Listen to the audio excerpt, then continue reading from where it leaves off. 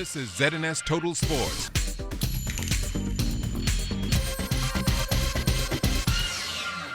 Good evening, Bahamas. I'm Kelsey Johnson. Welcome to Sports Friday. Talk about having the hot hands early. Buddy Hield was on fire, scoring 39 points in the three-point win against Iowa last night. Hield's 39 points is the second most scored in the Big 12 Conference Championship. Our team, which includes Charles Fisher and cameraman Ashley Taylor, were the only representatives from a local network there for the game. Fisher was able to catch up with Hield after the big night. It's been special. As you know, last year you was here, and it's a bad taste on our breath, them beating us. So I should come out here and perform and do what I had to do my best. But I'm glad we got the one as a team, and no matter how much points I score, it's all a team effort. So I'm just happy we got this win and on to the next. Another big star netting big wins on the collegiate level. This time around, holding a clipboard in hand, is Gillette McPhee-McQuinn. The Freeport native is the head coach at Jackson University. Her squad, the Lady Jaguars, advanced to the Atlantic Sun Conference Championship on Wednesday. I'm excited about the opportunity to play in the championship game. For me here at Jacksonville, this is our first time, and we look forward to coming out and playing at a high level. Florida Gulf Coast is a good team, one that is experienced. They have been to the championship 4 of the 5 last years, so they have that going for them. As far as for us, we're playing basketball at a high level. We're playing our best basketball right now in March, and so I expect it to be a good game all around. A couple keys: we're going to have to rebound the ball, we're going to have to defend and take care of the ball and have as few turnovers as possible, and we're going to have to just make shots. If we do those things, we should have an opportunity to come out with the victory. The two-time defending champions of the Hugh Campbell Basketball Invitational, the CC Sweden Cobras, netted an early win at the High School National Basketball Championships being held in Freeport, Grand Bahama. Here's Julian Gibson with the call.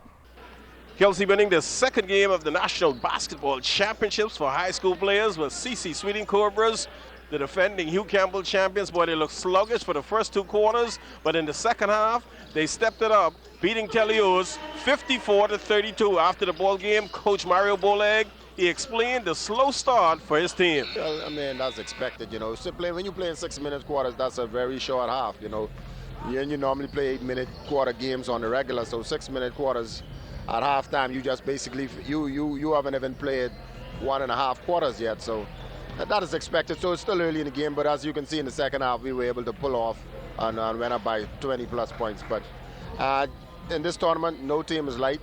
Could be taken lightly. This is the top 12 team in the country. We were just the more stronger team tonight. Now for the Hugh Campbell defending champion CC Sweden Cobras, they're looking to win yet another championship.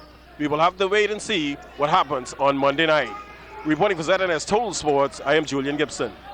Long Islanders will soon have a new regatta site. Work is currently going on to rebuild the venue that was destroyed by hurricane last year. Funds raised from the upcoming challenge next weekend at Montague Beach will assist with the rebuilding. We feel very proud that the sailing community could come to the aid of the Long Island Association and sail on next week to help raise funds to rebuild that regatta village so that it could be usable in the month of June.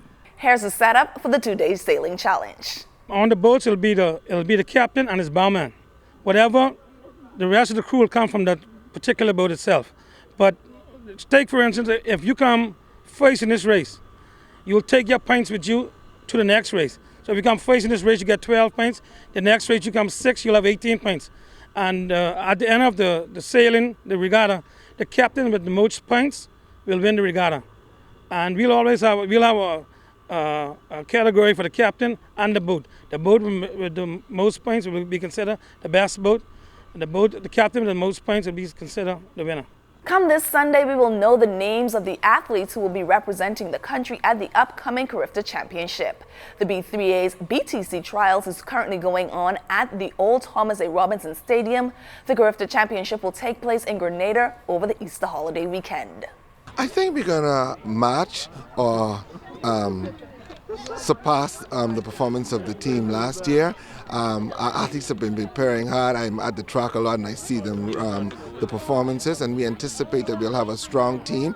We have a few athletes at the collegiate level who are coming home, former Carifta standouts who are going to be performing this week, competing this weekend as well. And so we anticipate that we'll have a fairly strong team. As he continues to make meaningful contributions to the Bahamas Bodybuilding and Fitness Federation, Danny Sumner encourages those who are in the sport to identify younger Bahamians by introducing them to the sport. Immediate past president of the Bahamas Bodybuilding and Fitness Federation, Danny Sumner, is now the vice president of the Central American and Caribbean region. Under his current position, Sumner works closely with all of the member federations, including the Bahamas, and he's a bit disappointed that the 242 did not have a competitor in the junior division at last year's CACs. Basically, what we had to do, we had to go back to the drawing board and get the young people involved right now. But the amount of crime that is going on right now, it is imperative for the local bodybuilders and Joel, the president, to encourage more of these young people to get involved in some physical fitness. The discipline that you can get from bodybuilding and fitness will prevent you from getting into more trouble.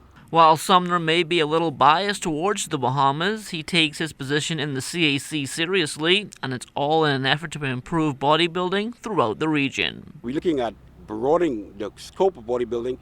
We're looking at really getting deep into the high school. The IFBB have encouraged all local nations and federations to get more high school people involved in the sport of bodybuilding. And we're also looking at having an armed force category where we can have the police, defense force, and of course prison, customs involved. As for the 2016 CAC Championships, the host country was recently released and the Bahamas will not have to travel far from home. Santo Domingo has been one of the biggest Caribbean islands in terms of bodybuilding because of the amount of athletes that participate from that country. And the executive committee, which I'm a part of, have already approved the CAC to be held in Dominican Republic. Is the last Saturday in September and the first Sunday in October. Jonathan Benson, ZNS Total Sports. Well, that's all the time we have for sports. I'm Kelsey Johnson.